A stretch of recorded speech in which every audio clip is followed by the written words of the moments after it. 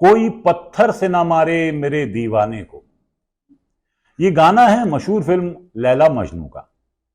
अब यह गाना गाकर मैं आपको कोई फिल्मी दास्तान नहीं सुनाने वाला हूं। दरअसल यह गाना मुझे तब याद आता है जब मैं एक्सीडेंटली कोई न्यूज चैनल खोलकर देखता हूं। बेचारे पत्रकार, क्या ही बुरा दौर है जब इन एंकरों को पत्रकार कहना पड़ रहा है। कोई पत्थर से ना मारे जिसका दीवाना हूं मैं, यानी प्लीज मोदी जी की कोई आलोचना मत करो। नमस्कार, मैं कपिल एक बार फिर आपके साथ हूं, यानी सामने हूं। तो मामला यह है कि ईडी, सीबीआई, पुलिस, खुद गृह मंत्री और अन्य एमएलए एमपीओं की धमकियों के बावजूद, कोर्ट्स द्वारा बेबाक की सजाओं के बावजूद लोग बाज ही नहीं आ रहे। प्रधानमंत्री की आलोचना करते जा रहे हैं, लगातार करते जा रहे हैं, बिना रुके करते जा रहे हैं। अरे तुम लोगों में इंसानियत नाम की कोई चीज है कि नहीं? बेचारे प्रधानमंत्री को तुमने चारों तरफ से घेर लिया।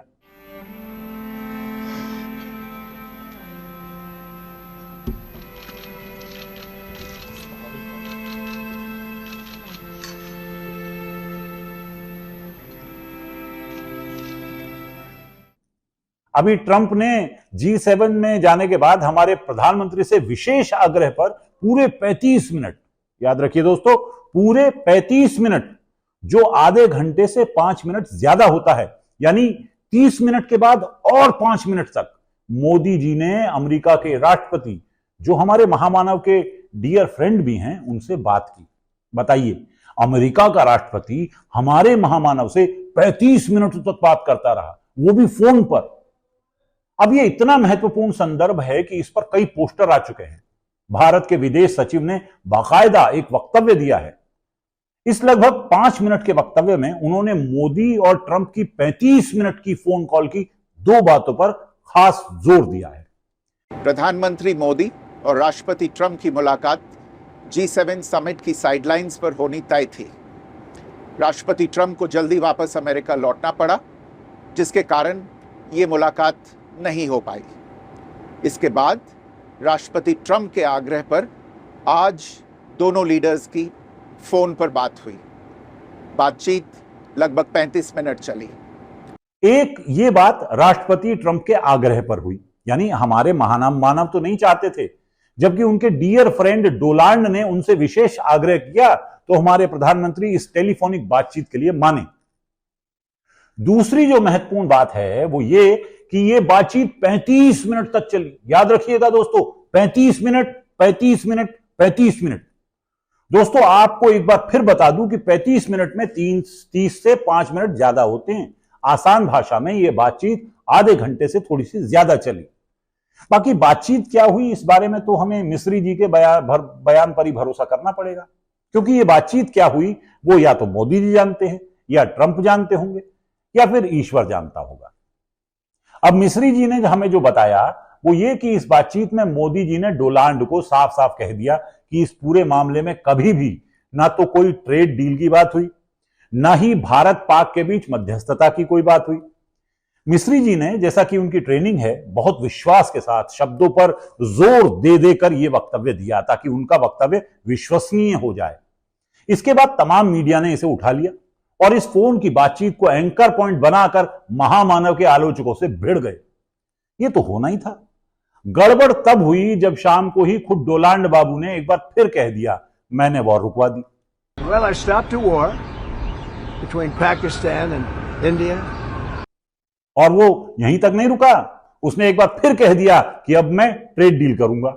Man, I spoke to him last night. We're going to make a trade deal with Modi of India. उसने आगे भी कहा कि वो दोनों, यानी इंडिया और पाकिस्तान, तो लड़ रहे थे, मैंने वॉर रुकवा दी। Well, I stopped a war between Pakistan and India.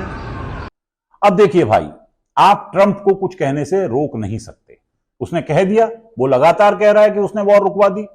उसने ट्रेड की धमकी देकर वॉर रुकवा दी। उसने तो ये तक कह दिया कि वो पाकिस्तान को प्यार करता है।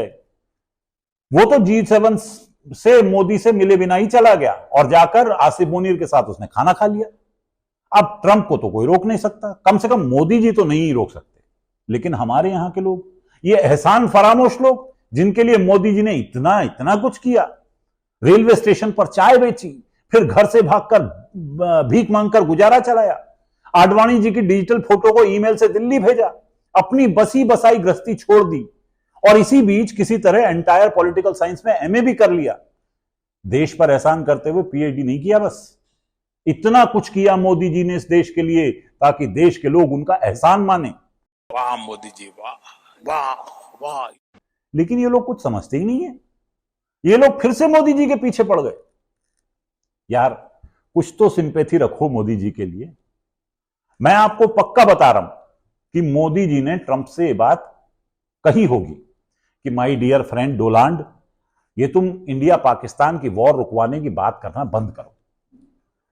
ट्रंप ने कह दिया होगा ठीक है भाई अब नहीं कहूंगा, तो मोदी जी ने मिस्री जी को कह दिया चलो दे दो स्टेटमेंट कि ना तो ट्रेड डील की बात हुई ना मध्यस्थता की बात हुई। लेकिन ट्रंप ने मोदी जी को धोखा दे दिया। उसी शाम को फिर से यही दोहरा दिया। Man, I spoke to him last night. We're going to make a trade deal with Modi of India. But I stopped the war between Pakistan and India.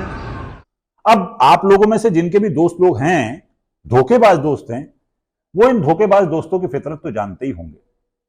लेकिन आप मेरे भारत के भाइयों बहनों, मोदी जी के मित्रों, आप तो समझदार बनो। क्या यही आपकी इंसानियत है?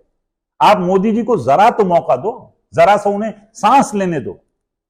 उस आदमी ने माफ कीजिएगा जबान फिसल गई, महामानव ने कितनी मेहनत की है, कितने त्याग किए हैं, कैसे कैसे प्रयास किए हैं, आपको क्या मालूम? इस 35 मिनट की फोन कॉल के लिए उन्होंने पता नहीं क्या क्या प्रयास करके G7 का इनविटेशन हासिल किया। जब वो प्लेन से उतरे तो उन्हें रिसीव करने के लिए एक छुटके नेता को भेज दिया गया, कारपेट तक नहीं बिछाया गया। एक प्रधानमंत्री का, वो भी नॉन बायोलॉजिकल प्रधानमंत्री का, इतना बड़ा अपमान। और हमारे प्रधानमंत्री इतने बड़े अपमान को थूक के साथ गटक गए। इसके बाद फोटो सेशन, जो महामानव का सबसे पसंदीदा शगल है, उसमें भी उन्हें शामिल नहीं किया गया। G7 के मंच की फोटो, इसे भी मोदी जी ने जब्त कर लिया। फिर उनसे मिले बिना ट्रंप निकल लिए। लेकिन महामानव ने एड़ी चोटी का जोर लगाकर कोशिश की और आखिरकार ट्रंप के साथ फोन से बात करने में वो सफल ही हो गए। महामानव के इतने प्रयासों का कोई महत्व नहीं है क्या? आप उसको कोई महत्व नहीं दे रहे हैं और ट्रंप के एक छोटे से बयान पर आप उनकी आलोचना कर रहे हैं। अरे कुछ तो इंसानियत रखो यार। महामानव देश के पीएम हैं और देश के पीएम को इतनी छूट तो मिलनी चाहिए कि जब वो किसी से फोन पे बात करें तो उनकी बात का यकीन किया जाए, और अगर इसके बाद उनकी बात झूठ निकले तो उस पर बात ना की जाए या कम से कम उसकी आलोचना ना की जाए। माना कि पाकिस्तान के साथ युद्ध में सबसे पहले अमेरिका ने कहा कि सीज फायर हुआ है। माना कि ट्रंप ने यह तक कह दिया कि उसने सीज फायर के लिए भारत को ट्रेड की धमकी दी।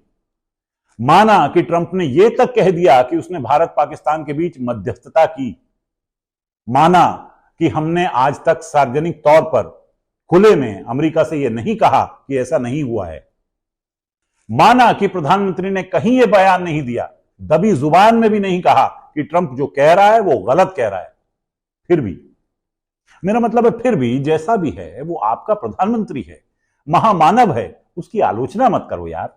कुछ तो इंसानियत रखो। कुल मिलाकर मामला यह है कि ग्रह कुछ उल्टे चल रहे हैं। अभी महामानव का कुछ सीधा नहीं पड़ रहा। चीन गलवान दबाकर बैठा है, पाकिस्तान से दोस्ती कर ली, अमेरिका ने पाकिस्तान की मदद की, उसे दोस्त कह दिया।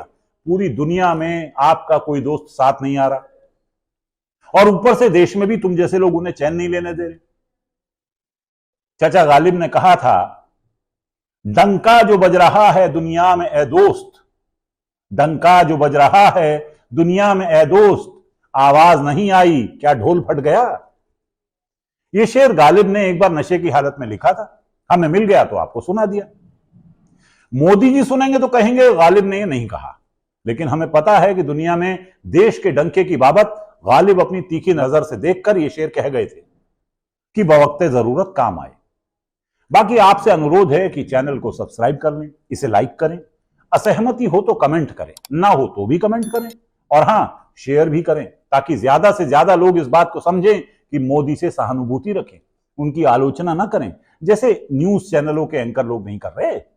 बाकी आपकी मर्जी, हम कोई सुप्रीम कोर्ट तो है नहीं कि आपको ये बताएंगे कि आपको क्या सोचना है और क्या नहीं सोचना है। भाई आप लोग अपनी मर्जी के मालिक हैं। नमस्ते।